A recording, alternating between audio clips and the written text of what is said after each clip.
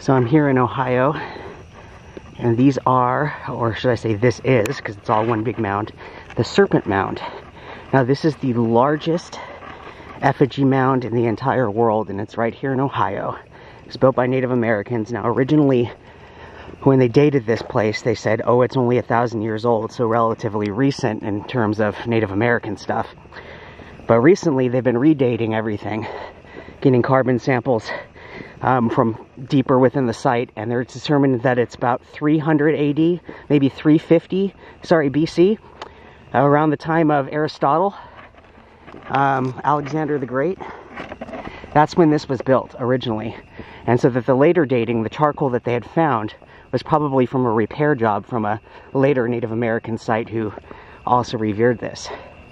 The interesting thing about this is they built this entire mound, and the only way you can really see it to appreciate it is from the air. So who are they building it for? Is it for themselves?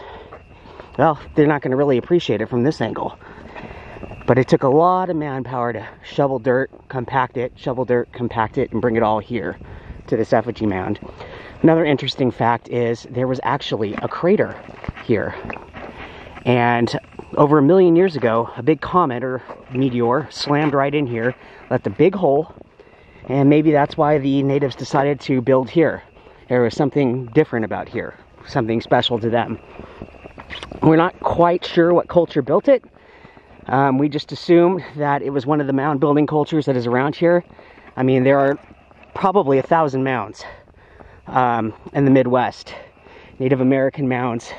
Not all are impressive, most are just burial mounds, but this is an effigy. So if you see over there, you can really see that it's a serpentine thing, and it has a curly tail at the end and a head.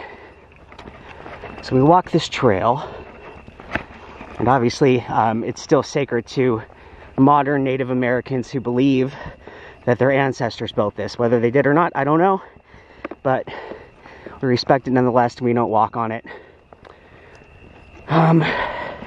So in here is a big hole, and there's a creek in there. But it's really neat. You got to get off the beaten path to see this kind of stuff. This is, we're probably 100 miles from Cincinnati, and that's probably the nearest big town to anything. But wow, what a sight. There must have been something about here. What did they do here? Was there a village? They think so. I think there was a village that built up around this Serpent Mound. But why they eventually abandoned it, who knows? Maybe it was abandoned just after Europeans started arriving. So you can see the grooves here. I mean, the ingenuity is amazing. But the fact that this is that ancient, that it's 300 BC, that this mound and this effigy has been here for 2,000 years, that people have been here that long. It's amazing. It really is. So here's in the woods. Zoom in, see if you can see anything here. Yep, pretty creepy place. At least in there. Over here it's nice. But we're gonna zoom around. It is really neat. So you can see it sort of curls there. It's very impressive. So I think that pretty much does it for this video. It's amazing this stuff exists in North America. You have to sort of wonder about its true origins, because as far as we know, the people at that time period in this place did not have writing. So everything we find, we base off of the archaeological evidence. But that might not be telling the whole story. You know, so be interesting to see. Maybe they did have a writing, but they wrote it on things that were biological, that decomposed, and we haven't found it.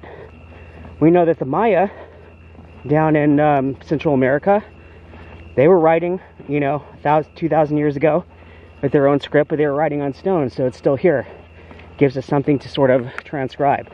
But even if we did find writing, how would we translate it? You'd have to find the equivalent of a Rosetta Stone for native languages.